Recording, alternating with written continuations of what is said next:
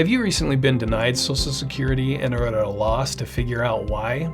Well, my name is Greg Meisner with Able and Strong Law, and I'm going to tell you the 5-step inquiry that Social Security uses to determine whether you're eligible for benefits. The first question is, are you engaged in any substantial gainful activity? Now, this is primarily an economic question of whether you are receiving a certain dollar amount per month. And if you are, at the time of this recording, receiving over a little bit more than $1,400 a month, then you would not qualify for Social Security. So step one is determining how much money are you making currently. And if the answer is none, or less than $1,400 a month, then you would move to step two. Step two is a little nuanced, but the question is do you have a condition or conditions that have lasted or are likely to last more than 12 months that more than minimally impact your ability to do work-related activity? Okay, now I know that's a mouthful, but let me try and break it down for you. I recently broke my finger, okay, but let's say I lost that finger in a snowblower accident. All right, that is a condition that is going to last more than 12 months that more than minimally impacts my ability to type, which is a work-related activity.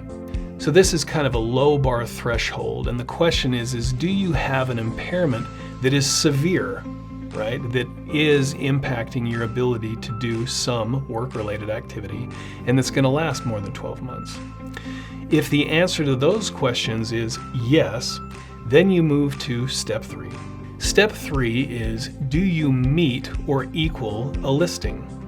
Now, if you Google SSA listings, it's going to come up with a variety of ailments that you may have: gastrointestinal, cognitive, musculoskeletal, right? And you can look through them and see if you meet their criterion. Now, the nice thing is that if you do meet their criterion, then you win at step three, meaning you are eligible for benefits at step three. The inquiry stops and you can start receiving income.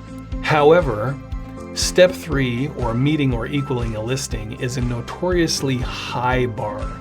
The criterion which you need to meet or equal a listing is very high. But don't worry, if you don't meet or equal a listing, it doesn't mean that you lose, but then you move to step four. The step four question is, okay, even with your given impairments, could you go back and do any of your past relevant work? Okay, could you get a job that you've held in the past?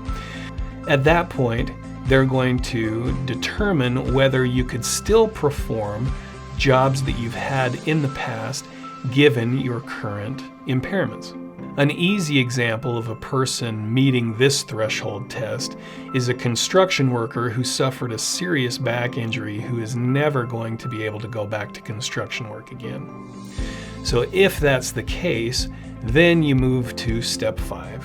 Now, step five is the most difficult. It is the catch-all question, which is, given your age, work experience, education level, and your impairments, is there any job that exists in sufficient numbers, meaning it can't be just one job in Ohio somewhere, but is there any job in the national economy that you could perform at a full-time minimum wage level? If that's the case, you may still be denied. If Social Security believes that there are jobs available in the national economy that you could still perform, even with your impairments, at a minimum wage full-time level, then you will be denied Social Security. If the answer is no, there are no jobs that you could perform in the national economy at a full-time minimum wage level, then you can qualify for Social Security. As you can see, this is a pretty fact-specific, intensive inquiry. If you have been denied Social Security and you want a better assessment on whether you qualify for Social Security benefits, give us a call and we're happy to consult with you.